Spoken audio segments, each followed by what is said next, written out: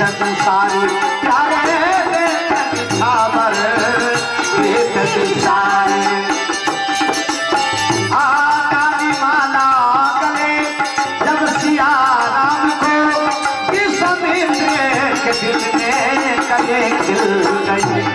काली माला गले जब सिया राम को विश्वामित्र के दिल में कले खिल गई। गुरु विश्वामित्र जी मन मन हंसने लगे और दिल में कमल सा खिल गए और कहने लगे कि जिस काज के लिए हमने चक्रवर्ती दशरथ जी महाराज अयोध्या में श्री दशरथ जी महाराज सेवा करके लाए थे वो काज मेरा सिद्ध हो गया, इसलिए हंसने लगे, खुशी की मारे पूरी नहीं समाए। काली माला गले जब सिया राम को विश्वामित्र के दिल में कली खिल गई। के दिल में कली खिल गई।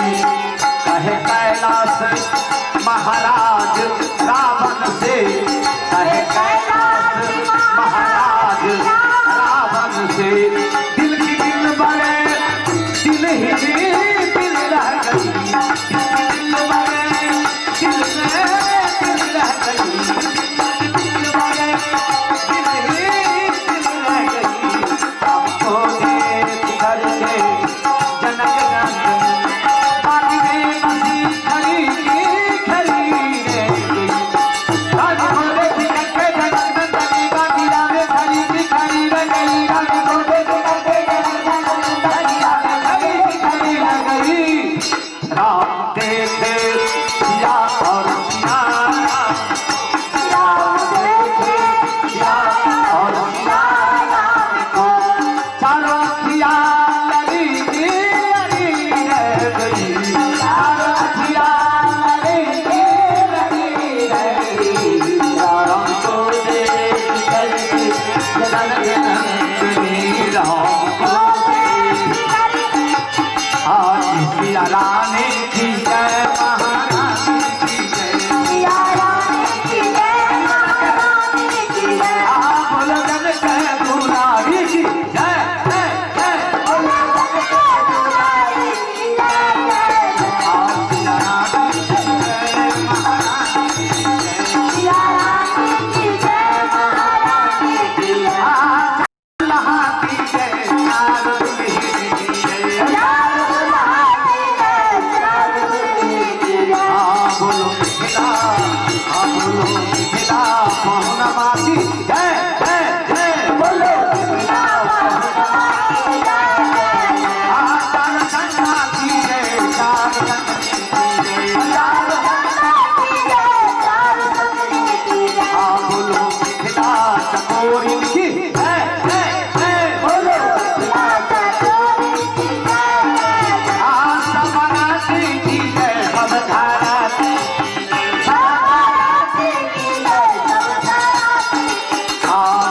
मिथिला अयोध्या की जय जय जय। नमः तस्मै श्री गुरुवे नमः। वसुदेवसुतं देवं कंस चाणूरमर्दनं देवकी परमानंदं जय राधा हरि बोल। जय राधा रमण हरि बोल। जय जय राधा रमण हरि बोल। जय जय राधा। सब लोग गाइएगा प्रेम से। राधा रमण हरि बोल।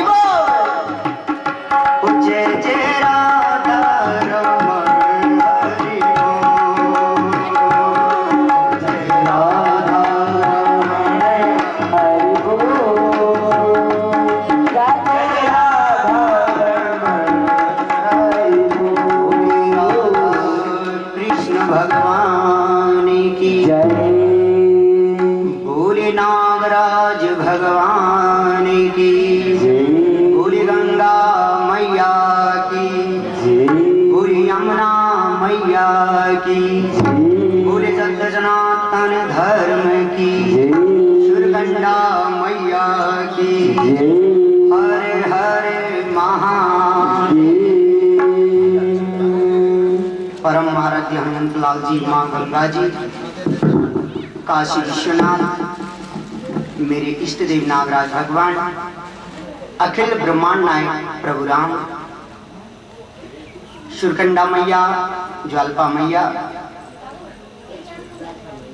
व्यासपीठ पर विराजमान पूज्य गुरुदेव गोपालाचार्य जी महाराज, अनेकों पुराण पीठ पर विराजमान विद्वत वृंद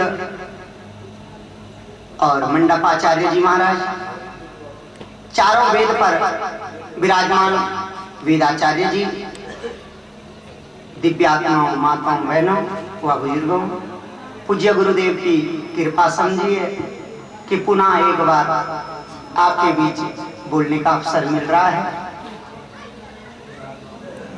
क्या कहें, हर बार यही कहा जाता है कि जन्म जन्मांतर और कल्प कल्पांतर के पुण्य जब उदय होते हैं तब ऐसा समय मिलता है कि जब आप और हम प्रभु संकीर्तन करते हैं। वैसे गुरुदेव ने यहाँ पर जो हमारे पूज्य मोहनलाल शास्त्री जी हैं, अष्टापुराण में जो व्यवस्था देख रहे हैं, पुराणों को वितरण किया है जिन्होंने, उन्होंने हमें ब्रह्म पुराण दिया है। लेकिन क्या करूं, पुराण सुन सुन के तो आप लोगों के कान पक गए हैं, इसलिए पुराण की क्या बात करनी है, क्योंकि आप लोगों की ओर से कहा गया कि कान पुराण सुन सुन के आपके कान पक, इसलिए मैं क्या पुराण की चर्चा करूं। बस यही कह सकता हूं कि जो संतों ने बार बार कहा है, दुर्लभो मानुषो देहा देहि नाम क्षण भंगुरा।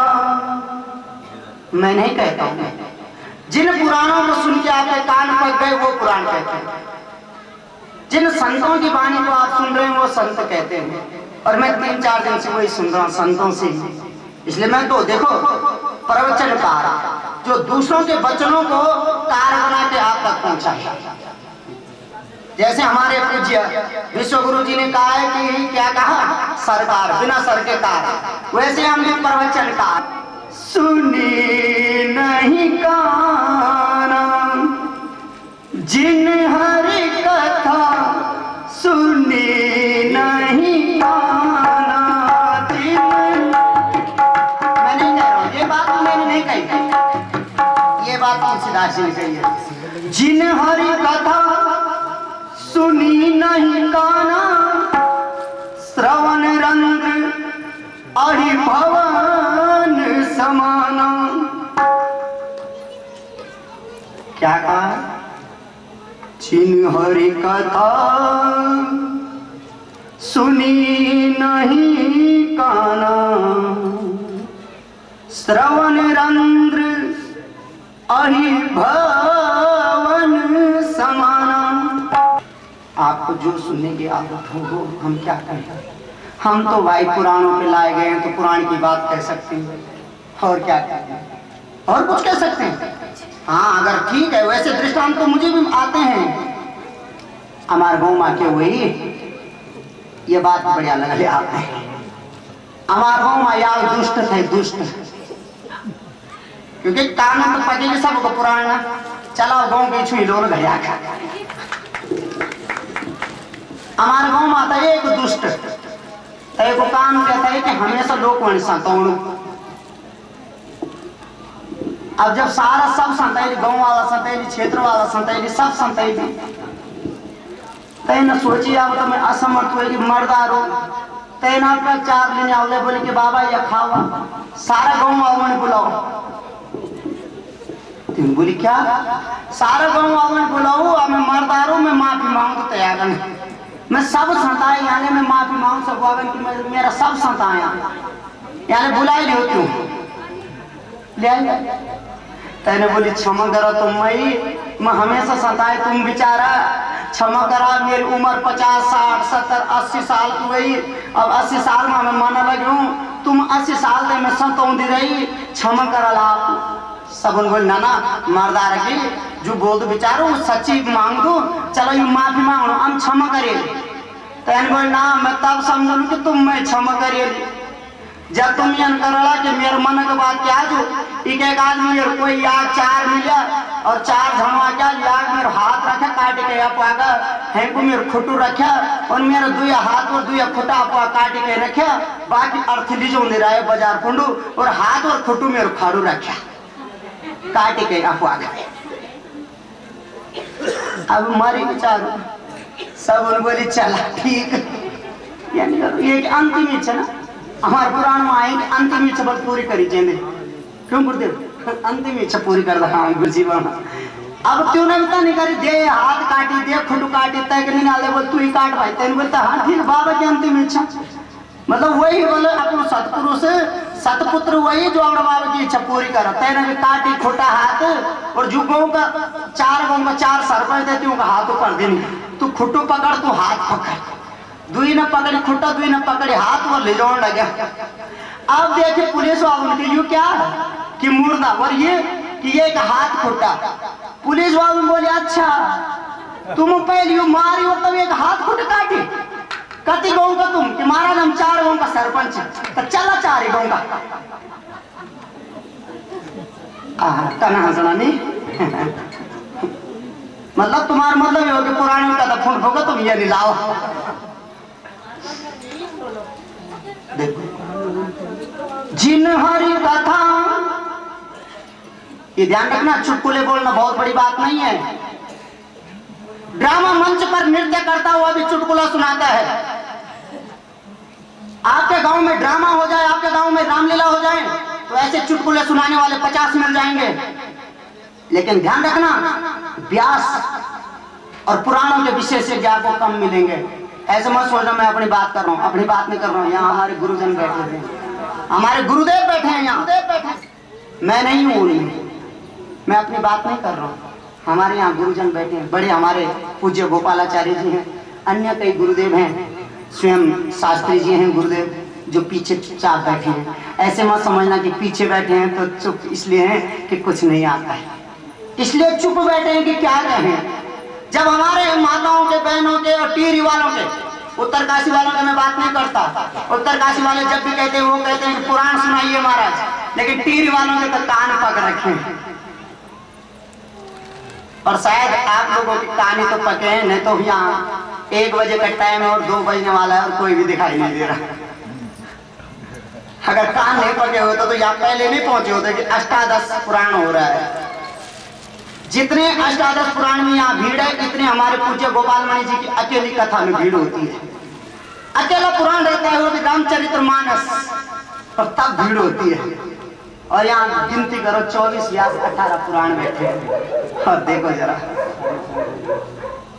18 पुराण 4 वेद यहाँ पर स्थापित है। मेरी माताओं ध्यान रखना, आप समझेंगे कि मत्स्य पुराण क्या है, समझना चाहेंगे, आप समझना चाहेंगे कि ब्रह्म पुराण क्या है, ब्रह्म वैवर्त क्या है, गरुड़ पुराण क्या है, मार्कंडे क्या है। हमारे यहाँ बड़े बड़े विद्वान बैठे हैं, हमारे बड़े बड़े गुरुजन बैठे हैं जो हर बात को बता सकते हैं आपको। मैं तो सच कहूँ इस देश का, जिस देश में राम कृष्ण जैसे धन्य है, क्या कहें, पुराण में कितनी सुंदर है। श्रवण मंगल, श्रवण मंगल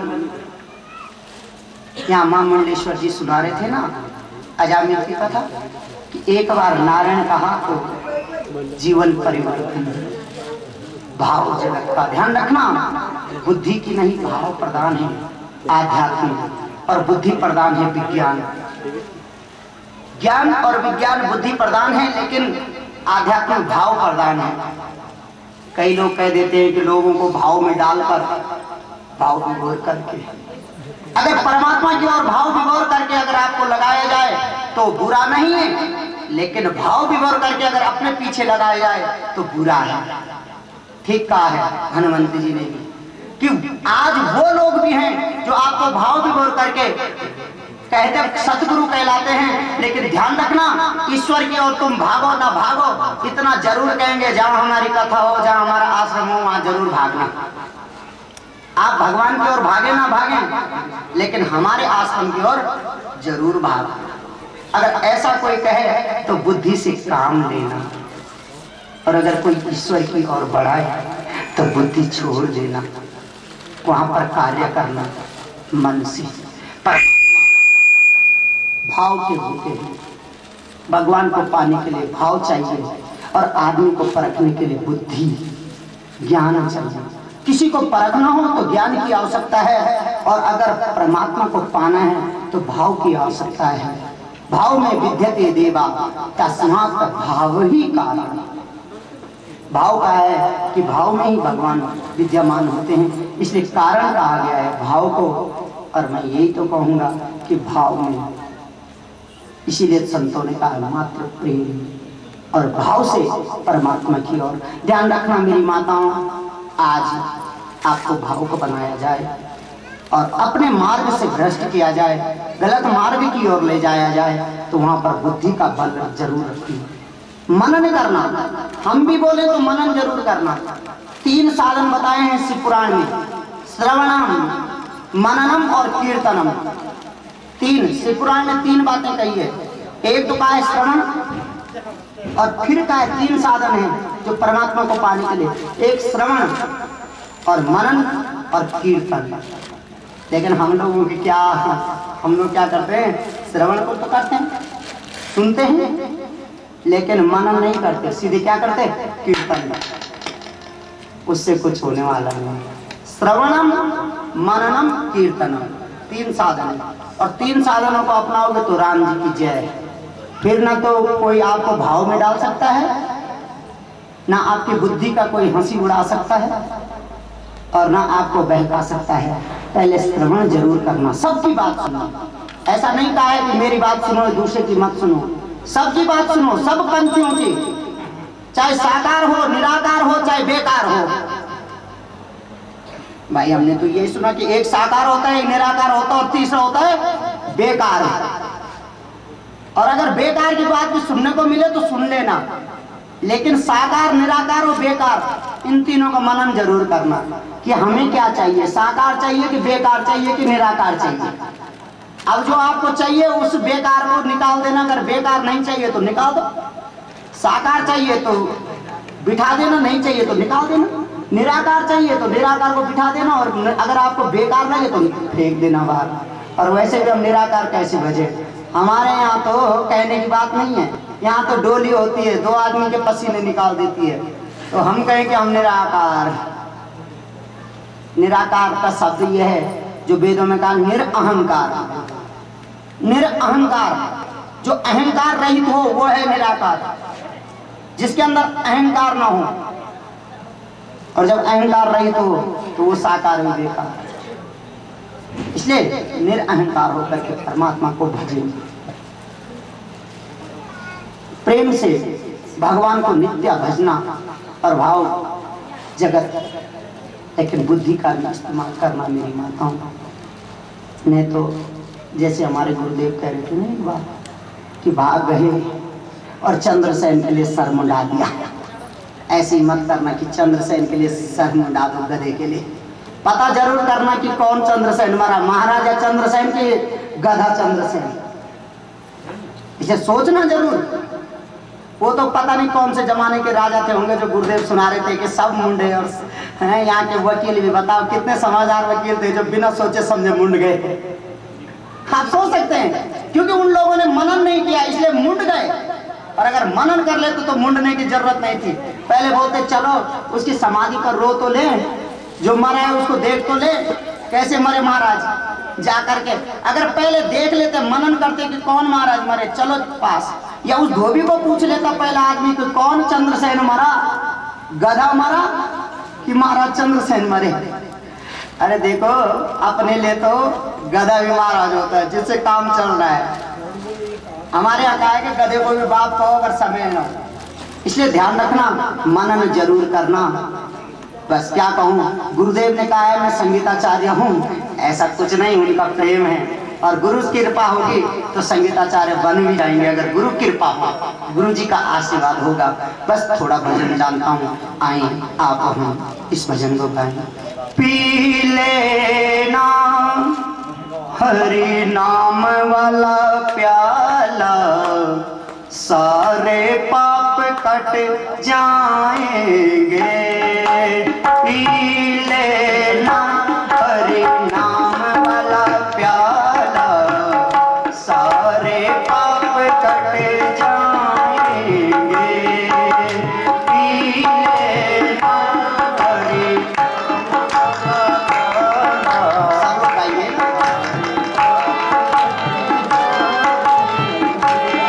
ओ पी लेना हरि नाम वाला प्याला, सारे पाप कट जाएंगे। पी लेना, जो हरि नाम का प्याला पीने आए हैं वो पिए, सारे पापों को मोचन करने वाला। वैसे तो इन कानों को रोग लगा है, इन कानों रोग लगा है, इन कानों को रोग लगा है, इन कानों को रोग लगा है। अच्छी बुरी बात सुनने को, अच्छी और बुरी बात दोनों सुनते हैं। वो इन कानों से हरि भजन सुन लो, सारे पाप कट जाएंगे। इन कान हरि भजन सुन लीजिए, पाप कट जाएंगे, पाप कट जाएंगे। पी लेना हरि नाम वाला प्याला, सारे पाप कट जाएंगे। पी लेना, प्रेम से गाइएगा मेरी बात। वाला प्याला, सारे पाप कट जाएंगे। इन आँखों को रोग लगा है, इन आँखों को रोग लगा है। अच्छी बुरी जगह देखने को, अच्छी बुरी जगह देखने को, इन आँखों से हरि दर्शन कर ले, सारे पाप कट जाएंगे।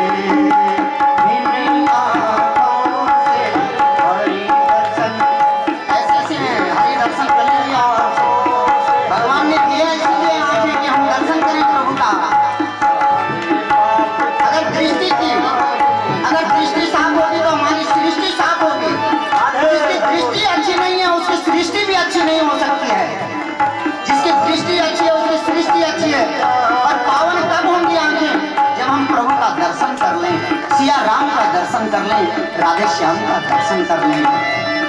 इन कानों को, इस जीवा को रोग लगा है, इस जीव, अपने जीवा को समझाओ भाई।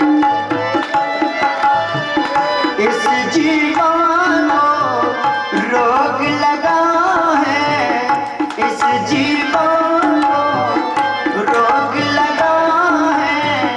अच्छी बुरी बात करने को, अच्छी बुरी बात करने को, इस जीवा से हरि गुण गाल, सारे पाप कट जाएंगे।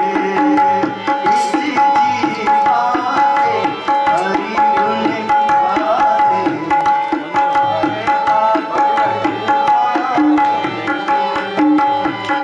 इन हाथों को रोग लगा है, इन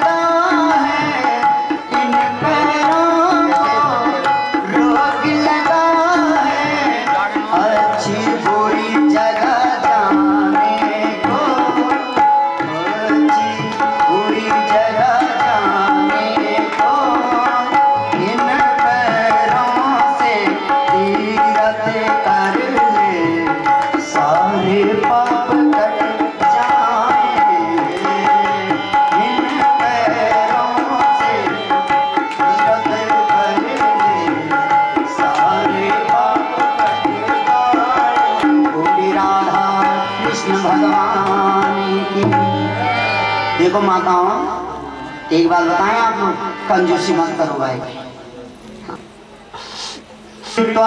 घृतम पिवे देहाचिता भस्म भूता पुनर्जन्म कुतो। अरे दूसरा जन्म किसका हुआ? जबकि कई आपने अखबारों में कई बार पढ़ा होगा कि फलाने मियाँ दूसरी जगह जन्म ले चुके हैं, फलाने ने फलानी दूसरी जगह जन्म लिया और पुनर्जन्म का अपने दूसरे जन्म की बात बताई। हिंदुओं में तो पुनर्जन्म चलता था, लेकिन मुसलमान नहीं मानते थे। लेकिन जब उन्हीं के यहाँ जन्म लेने वाले ने कहा कि मैं दूसरी जगह जन्म ले रखा था और इस जन्म में आपके यहाँ हूँ, तो उन्हें भी मानना पड़ा। लेकिन हमारे भारतवासी, हमारे सनातन धर्म, आजकल तो धर्म वही है जो मैं चलाना शुरू करा। अगर मेरी बात आपने मानी ना, मैंने कह दिया आप दारू भी पी सकते हैं, आप मांस खा सकते हैं, बस इतना करो, मेरे नाम की दक्षिणा अलग रखते रहना, मैंने 5 रुपया। बढ़ गए आप मेरे चेले, राम जी की जय। बढ़ गए ना, मर्यादाहीन रहो और चेले बन जाओ, क्या परेशानी? अरे नर्क में तुम जाओगे जो मर्यादाहीन रहोगे, गुरु नहीं जाने वाला भाई। उस गुरु ने तो 5 रुपए के चक्कर में अपने आप तो जाएगा, लालची गुरु, लोभी चेला, वही नरक में। हाँ आप सब जानते हैं। तो क्या इच्छा है कि हम भी ठेलम ठेला में लगे रहे? लगे रहो तो लगे रहो, आपकी इच्छा है। लेकिन ध्यान रखना, सनातन मर्यादा में चलोगे, भले रास्ता बड़ा कठिन है। अगर आप ईमानदारी से कमाने की सोचोगे तो बहुत कम मिलेगा, बेईमानी से कमाओगे तो भंडार भर दोगे। लेकिन संतों ने फिर भी कहा है, अरे जहां प्रभु का नाम लेना है इस शरीर से, जहां मानव शरीर से अपना कल्याण करना है, वहां तो लोगों का कल्याण करके अपने तिजोरियां भर रहा है, अपने बड़े महल बना रहा है। संतों ने कहा है, इकट्ठा करता है तू। मैं आपको नहीं, अपने मन को कह रहा हूं, आप लोगों को नहीं। आप कहेंगे कितना असभ्य व्यास है, तू कहता है। मैं आपको नहीं, अपने मन को कह रहा हूँ, जो इकट्ठा करने पे लगा हुआ, कथा कर करके इकट्ठा कर रहा हूँ। मैं अपनी बात कर रहा हूँ भाई, आपकी नहीं। मैं दूसरे को आपको क्यों कहूंगा? इकट्ठा करता है तू सोना चांदी और मोती, कहाँ ले जाएगा पगले, कफन में जेब नहीं होती, कहाँ ले जाएगा पगले, कफन में। हाँ कुर्ता पैजामे में, धोती कुर्ते में जेब हो जाए, कफन में जेब नहीं होती। जब देखते हैं ना, तुम हमेशा अपनी मर्यादा की बात करते रहे। कई बार हम लोग भी अपने पिता को कहते हैं, पिताजी, आजकल के बच्चे, पिताजी तुम्हारी ईमानदारी ने तो हमें भिखारी बना दिया। हमारा धर्म कहता है, संत कहते हैं, सबर कर बंदे,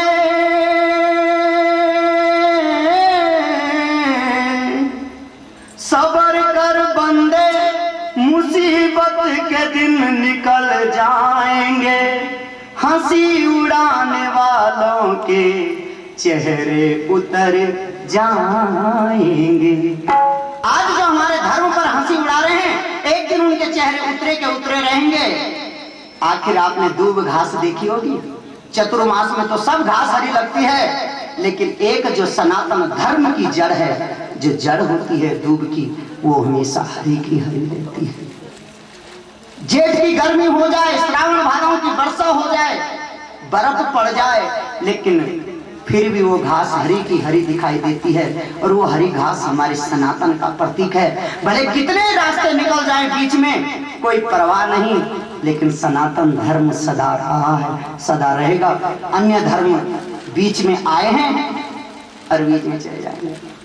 हुआ ना, जब चतुर्मास आता है ना, यहाँ से भी नदी, वहां से भी नदी, चारों तरफ से नदियां कहती है, देख हमारा मेल ज्यादा, हमारा मेल ज्यादा, हमसे शादी कर ले, हमसे मेल कर ले, हम तेरे हो जाएंगे गंगा, तो हमारी हो जा।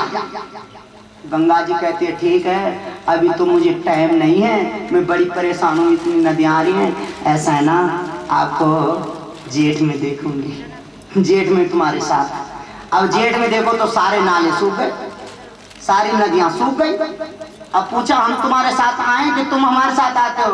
कहा क्षमा करना, अब तो हमें इतनी हिम्मत नहीं कि तुम हमारे साथ आओ। ऐसे ही सनातन धर्म है, जिसको भी आना होगा यहीं आना होगा, हमसे जुदा नहीं। कितना भी चिल्ला लो, कितना भी कर लो, लेकिन सनातन जो आदि से है और अंत तक रहेगा। हम रहे ना रहे, जो तब भी रहेगा, हम जब नहीं थे तब भी रहेगा, वो है सनातन धर्म। बोले सत्य सनातन धर्म की, बोले वेद पुराण की, बोले संत समाज की। क्षमा चाहूंगा अगर अपने विद्युत जन के आगे कुछ ज्यादा कहा हो, क्योंकि आपने पहले भी कहा पुराण से क्या कहता, मैं कुछ नहीं कह पाता, इसलिए आपको जो आपकी इच्छा हुई वही कहा है। इसलिए आप लोगों से क्षमा और अपने विद्युत वृंद अपने गुरुजनों से क्षमा। बोले संत समाज की। में भी ऊंचत्व और नीचत्व की भावना संभव नहीं हो सकती है, लेकिन हृदय पे हाथ रख के बैठे। यदि किसी भी प्रकार की ऐसी व्यवस्था ना हो कि जिसे अनुशासनात्मक दंडात्मक नीति का द्योतक माना जाए, यहां किसी भी स्त्री और पुरुष में यदि ब्रह्मत्व भावना करके ये ज्ञात कर लिया जाए कि समस्त चैतन्य तत्व सर्वत्र व्याप्त है, तो क्या देशाचार, शौचाचार, कुलाचार संभव है? क्या मात्र स्त्री से ही विवाह किया जा सकता है? पुरुष पुरुष का विवाह नहीं हो सकता है? स्त्री स्त्री का विवाह नहीं हो सकता है? बहन से विवाह नहीं हो सकता है? माता से विवाह नहीं हो सकता है? मैं उन लोगों के लिए बता रहा हूं जो लोग ब्रह्म भावना की बात करते हैं, सब में ब्रह्म देखने की बात करते हैं, उपनिषद की बात करते हैं। उपनिषद ने ऐसे ब्रह्मज्ञानी के लिए कहा, अर्धज्ञ प्रबुद्धस्य सर्व ब्रह्मेति यो भूयात् महानिलय जालेषु शतेन विनियोजिता। जो मूर्ख अर्धज्ञ पुरुष बिना जाने शास्त्रीय अध्ययन के आधार पे, किसी व्यक्ति विशेष के श्रवण के आधार पे ये कह दे कि सर्वत्र ब्रह्म है, तो अपने लिए महानर्क की सृष्टि करता है। देखो वह चिंतन का विषय है। ऐसा क्या है? क्या हम ब्रह्म नहीं कर सकते हैं? लेकिन हृदय पे हाथ रखो। रामायण का या अन्य अन्य कई ग्रंथ ऐसे हैं कि जहां उन्होंने अपने ही कुलइष्ट को या अपने आराध्य को सब में देखा, लेकिन क्या हम देखते हैं? क्या हमको दिखता है? वास्तविकता की जमीन पे हकीकत क्या है? बहुत भिन्न प्रकार की। जब हम व्यवहार काल में है, हमें शत्रु शत्रु दिखता है, मित्र मित्र दिखता है, बंधु बंधु दिखता है, तो भैया जब तक ये बंधु शत्रु आदि दिख रहा है तब तक ब्रह्मत्व की बात मत करिए। लेकिन कुछ लोगों ने तो ऐसा ठेका ले लिया है। कल तो सुनने को मिला, देखो भाई ये सनातन धर्म का मंच है, यहाँ अष्टादश महापुराण का वाचन हो रहा है और जिस किसी भी प्रकार से वेद का भी वाचन हो रहा है। इस मंच पे आकर के यदि कोई मूर्ख ये कहे कि हमारे कान फट गए हैं पुराणों की कथा श्रवण करके, तो मुझे तो नहीं लगता है कि वो सच्चे पिता की संतति है। सनातनी तो हो ही नहीं सकता है। लेकिन दुर्भाग्य कि हम इस मंच पे स्थित हैं। मैं तो पहले मना किया था कि कहूंगा नहीं, पर पूज्य महाराज जी का फिर आदेश हुआ है। हृदय के छेदों को छुपाए नहीं छुप सकता है। वाणी में मिठास भर करके विष्णु पुराण की कथा आपको श्रवण करवाई जा सकती है। मार्ग में उपासना कांड के विषय में आपको बताते हैं कि किस प्रकार की व्यवस्था है। लेकिन जिस मंच से बारंबार पुराणों पे आक्षेप किया जा रहा है, मनमाने आचरण की ओर व्यक्ति को प्रस्थान करवाया जा रहा है, तो अत्यंत खेद होता है।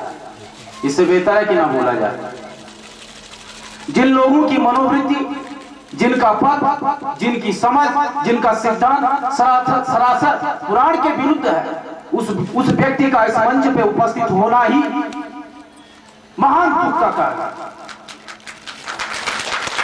लेकिन आप और हम लोगों ने इसको स्वीकार किया है। देखिए भाई, जिस व्यक्ति को शास्त्रार्थ करना है, शास्त्रार्थ की पद्धति से आए, अंदर बैठ करके, आस्तीन में बैठ करके सांप की तरह न रहे। शेर हमेशा मैदान में आता है, मैदान में युद्ध करे, लेकिन अंदर आकर के छोटी छोटी कमजोरियां ढूंढ ढूंढ करके, छिद्रान्वेषण कर करके, नोट कर करके कि अमुक व्यास क्या कहा, अमुक व्यास क्या मनोवृत्ति है ये। सुना है हमने इस टिहरी में काफी संप्रदाय के लोग आ रहे हैं, सर्वत्र ब्रह्म की बात करते हैं, तुम्हारे कुल देवता कुल इष्ट नहीं है।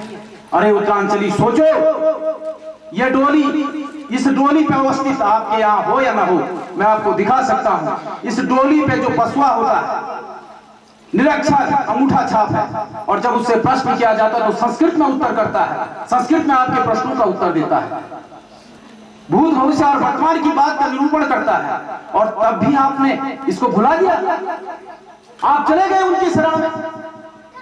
एक वो व्यक्ति जो आपके देवी देवताओं का हमेशा खंडन करता रहा, उत्तरांचल की परंपराओं का खंडन करता रहा, ये टालियों में क्यों लगा है उन लोगों का?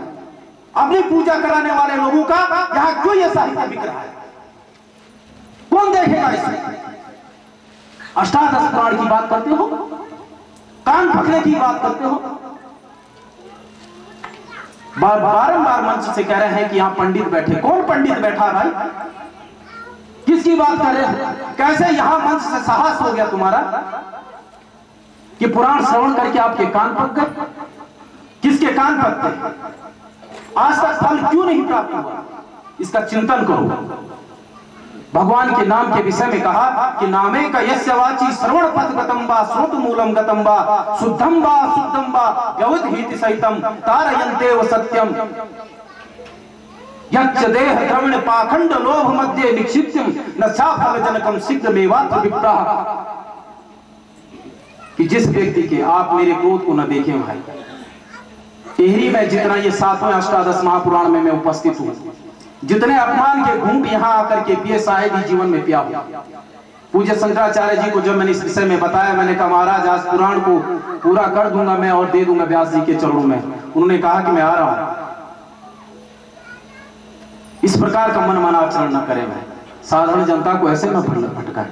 आप लोगों का यदि ये प्रश्न है कि इतनी कथा श्रवण करने के बावजूद भी हमारे जीवन में परिवर्तन क्यों नहीं है, सबसे पहला दुर्गुण बताता, अपने कुलिष्ट को आपने छोड़ा, कुलाचार को आपने छोड़ा, किसी व्यक्ति विशेष की भावनाओं पे, किसी व्यक्ति विशेष के विचारों पे आपने ज्यादा ध्यान दिया। आपका कुलिष्ट वो शक्ति थी कि जिसको जब चाहे पुकारे वो उपस्थित होता था। क्या उत्तरांचल की माताएं अपने अभिशाप देने की उस प्रक्रिया को भूल गई हैं कि जो 7-7 पीढ़ियों तक विनाश करती है? क्या आपको ये याद नहीं है? किसके बल पे आप करते थे? जिस भैरव के बल पे आप ये करते थे, जिस नरसिंह के बल पे आप ये करते थे, जिस भद्रकाली के बल पे आप करते थे, उसको आप क्यों भूल गए भाई? पुराण आपको क्या सिखाएगा? मैंने देखा, मैंने भागवत पुराण का अध्ययन किया। भागवत पुराण को पढ़ने के बाद मुझे ये ज्ञात हुआ कि वृंदावन में जो श्री कृष्ण की उपासना है, यह वेद व्यास जी के द्वारा श्रीमद् भागवत में प्रतिपादित जो भक्ति का सिद्धांत है, उत्तरांचल में मूर्त रूप से अवस्थित है, लेकिन कभी आपने उसको नहीं देखा। आप मात्र अनपढ़ पंडितों के पोथी पे ही लिपट के रह गए। शिक्षित पंडित बैठे, उनको सम्मान दीजिए, उनसे पूछिए। हमारे यहाँ के यजमान अपने पंडित के घर गया और कहा बूढ़े पंडित से कि पंडित जी, आपका पुत्र संस्कृत नहीं पढ़ा, लेकिन आपके 4 नाती हैं। इन 4 नाती में से पंडित जी, हमारी कुल परंपरा बचाने के लिए, हमारी मर्यादा बचाने के लिए, हम यजमानों का भला करने के लिए इस बच्चे को काशी भेजिए और इसे संस्कृत पढ़ाइए। आप उस संस्कृति के लोग हैं और आपको कोई व्यक्ति, नीचे का व्यक्ति आकर के, जिसके गुरु ने यहाँ उत्तरांचल की भूमि में आकर के भिक्षा मांग मांग कर अपना पेट पाला, वो व्यक्ति आज आकर के हमें यहाँ उपासना की पद्धति बता रहा है। धिक्कार! कहां गया आपका आत्मसम्मान? अपने आत्मसम्मान को लौटाओ। आत्मसम्मान के प्रति कोई चिंतन नहीं। उपासना के किस विधा को आप जानना चाहते हैं? उत्तरांचल में 33 प्रकार की विद्याएं हैं। वेद में तो 24 ही प्रकार की विद्याओं का वर्णन है। हम यहाँ 33 प्रकार की विद्याएं आपको बताएंगे। 33 प्रकार की उपासना उत्तरांचल में है और कोई ऐसी उपासना नहीं कि जिसमें 2 साल से अधिक मेहनत लगती हो। मात्र 2 साल में सिद्धि लाभ होता है। लेकिन आप करेंगे क्या? कोई भी व्यक्ति आकर के अपने को यहाँ योगी सिद्ध करता रहे और आप ताली पीटते रहेंगे, हंसते रहो, लेकिन कभी अपने कुल इष्ट की तरफ नहीं देखोगे। उसको उठा के फेंक दिया आपने बाहर चौक के किनारे, कहते हो कि ये हमारे दुर्भाग्य का कारण है। चिंतन करो पहले, तो क्यों नहीं प्राप्त होता है भगवान नाम का फल?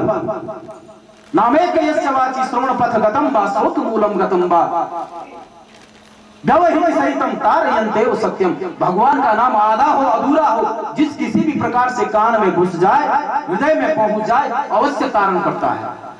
लेकिन इतनी बार इतने व्यास यहां से आकर के कीर्तन करवा गए, क्यों नहीं फल हुआ?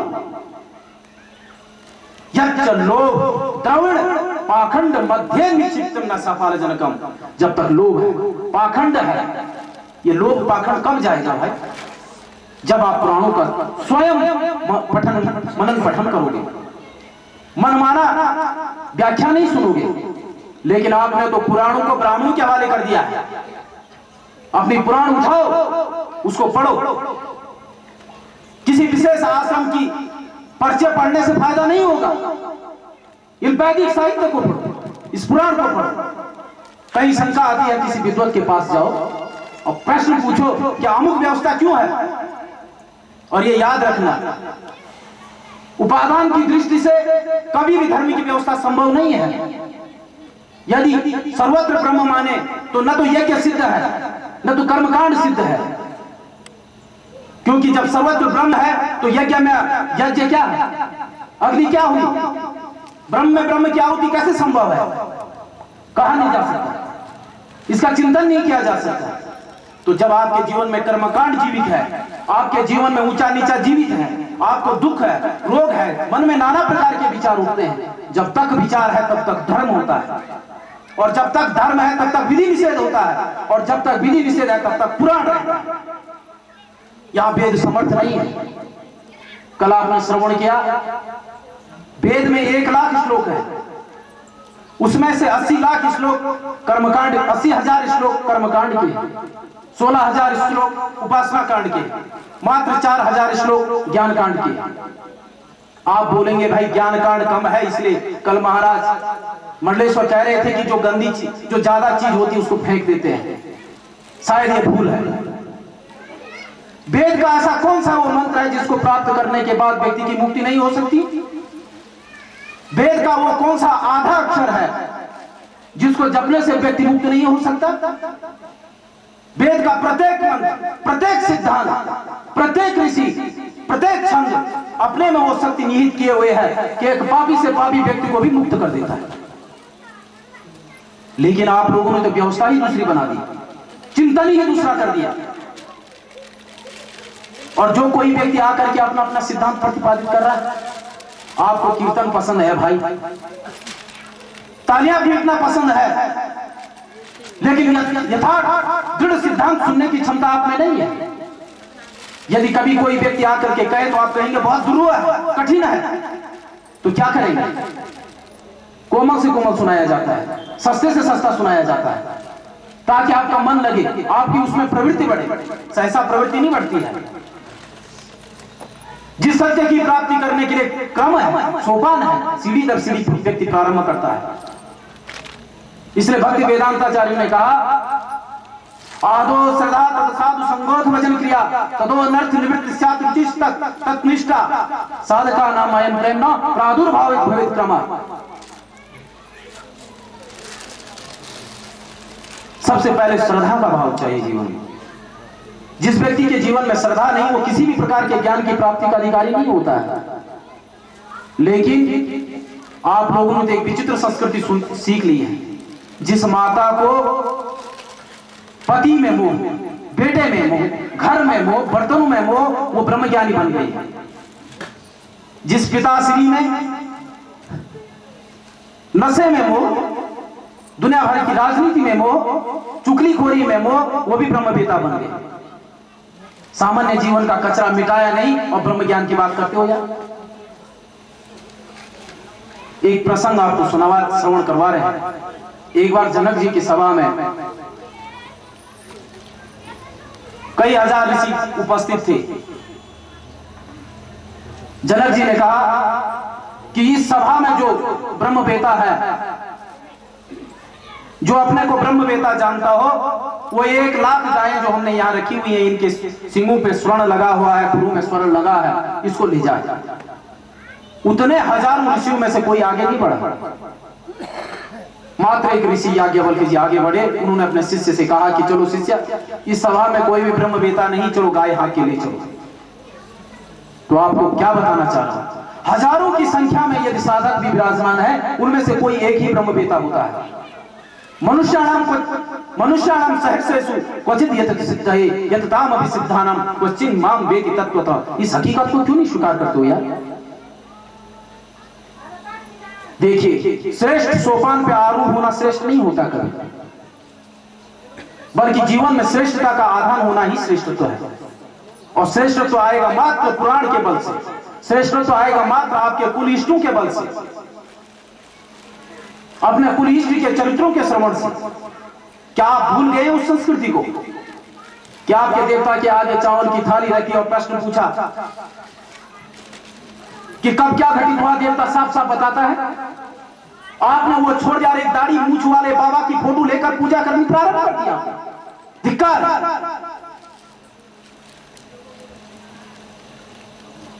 भागवत में एक बड़ा सुंदर सा प्रसंग आपके विषय में बता रहा हूं। तदोकरो संप्राप्ते विमोहेन सुरविद्विषाम बुद्धो नाम जनसुता कीकटेषु भविष्यति। व्यास जी ने कहा कि कलिकाल के आने पर असुरों की अभिवृद्धि हो जाएगी। उन असुरों के आने से क्या होगा कि धर्म का ह्रास होगा। वो कहां उत्पन्न होंगे? वो धार्मिकों के घर में उत्पन्न होंगे, वो धार्मिकों के मध्य उत्पन्न होंगे, धार्मिक कुलों में उत्पन्न होंगे, ताकि उसकी धर्म मर्यादा को मिटा सके और वहां जाकर के अनाचार पापाचार करेंगे। इसलिए बुद्ध रूप से भगवान आए ताकि उन लोगों को एक तरफ कर दे और शून्यवाद का प्रतिपादन किया। उनका शून्यवाद मालूम क्या था? उन्होंने प्रथम दृष्टिया कहा कि कर्मकांड मूर्खों का कार्य है, उपासना मूर्खों का कार्य है, वेदांत मूर्खों का कार्य है। और आपको भी आकर के आज भी यही बतलाया जाता है। उन्होंने 80% भारतवर्षियों को बौद्ध बना दिया, छठ के असुर अलग। ठीक इसी प्रकार से हमें ज्ञात होता है कि उत्तरांचल की भूमि में भी असुरों का जन्म प्रारंभ हो गया है। अन्यथा प्रत्यक्ष देवता को छोड़ करके, प्रत्यक्ष उपासना को छोड़ करके किसी हाड़ मांस के व्यक्ति के पीछे नहीं दौड़ते। देवता हाड़ मांस के पीछे नहीं दौड़ते। भारतवर्ष का ऐसा कोई भी सिद्धांत, ऐसा कोई भी संप्रदाय आप बता दें कि जिसका आदि गुरु, जिसका प्रथम पुरुष उत्तरांचल की भूमि में आकर के तपस्या न करके गया हो। जानते हो क्यों? प्रत्येक उत्तरांचली को केदारखंड ग्रंथ का जरूर अध्ययन करना चाहिए, तब आपको इसकी विशेषता ज्ञात हो सकती है। तब आप पुराणों की महिमा समझ सकते हैं, तब पुराणों के लालित्य को समझ सकते हैं, तब भागवत के लालित्य को समझ सकते हैं। इतना अहोभाग्य आपका, और आप किसी दाढ़ी वाले बाबा के चरणों के पानी पी रहे हैं। अरे क्यों नर्क में डाल रहे हैं अपने आप को? मरने के बाद नर्क हो या ना हो, जीते जी तो नर्क जा रहे हैं आप। गले में किसी बाबा का लॉकेट झूलता है। जिस माता के गले में मंगलसूत्र झूलना चाहिए थी, उसके पति को भी यह खबर नहीं है कि बाबा जी का लॉकेट गले में झूल रहा है। चिंतन करो इसमें। अष्टादश पुराण का जो तात्पर्य, जो महात्म्य आपने सुनना था, सुना? जहां तक मुझे ज्ञात है कि विष्णु पुराण में समस्त यही प्रसंग है, वहां कथा के रूप में चिंतन करना चाहिए आपको। और किसी भी सिद्धांत को समझने के लिए आपको बताया कि आदो श्रद्धा तद साधु संगोत भजन किया। प्रथम श्रद्धा चाहिए। जिस व्यक्ति के जीवन में श्रद्धा नहीं, वो किसी भी चीज का अधिकारी नहीं। गीता के पास जाए आप तो गीता भी यही कहती है, श्रद्धावान लभते ज्ञानम तत्परा संयते इंद्रिया। जिस व्यक्ति के जीवन में श्रद्धा है, वही व्यक्ति ज्ञान का अधिकारी है। सदस्वता सदस्वता मां चिंता पुरुष बोध। किसी भी सिद्धांत में चली जाएगा, भागवत का श्रवण करेंगे तो प्रथम श्रद्धा ही आपको चाहिए। यह श्रद्धा उत्पन्न होगी कैसे? राम नाम जप करने से। भाई राम के नाम को जपने के लिए भी तो श्रद्धा चाहिए। राम के नाम को जपने से कोई फायदा नहीं दिख रहा है। पुराणकार तो कहते हैं जीवाग्रे यस्य वर्तते हरे नित्य अक्षरम द्वयम मुच्यते सर्व पापेभ्यो विष्णुलोकम गच्छति। लेकिन हमने तो इतनी बार विष्णु का नाम जप लिया, इतनी बार नारायण का नाम जप लिया, राम का नाम जप लिया, कृष्ण का नाम जप लिया, फायदा क्यों नहीं हुआ? क्यों नहीं हम ईश्वर देखें? अस्वाभाविकता को आप लोग शीघ्रता से स्वीकार करते हैं। जो आप अस्वाभाविक वस्तु हो, जो अस्वाभाविक लक्षण हो, उसको आप स्वीकार करते हो। यदि यहां मंच से आकर के मैं कह दूं कि मैंने 25 वर्ष से भोजन नहीं किया, तो आप मुझे सिद्ध पुरुष मानोगे, क्योंकि अस्वाभाविकता को मानने का आपको एक आदत बन गई है। अस्वाभाविकता की ओर मत जाओ, कम से कम चिंतन करो कि कथा श्रवण की, भगवान नाम जप किया, मेरे जीवन का मोह मिटा क्यों नहीं? वास्तव में वो विमलता, वो प्रखरता क्यों नहीं उत्पन्न हुई? कभी चिंतन नहीं किया, उस ओर मुड़े नहीं। सर्वत्र श्रद्धा की महिमा सुनी, श्रद्धा के लिए रोते रहे, परंतु ये चिंतन कभी नहीं किया कि श्रद्धा उत्पन्न होगी कैसे,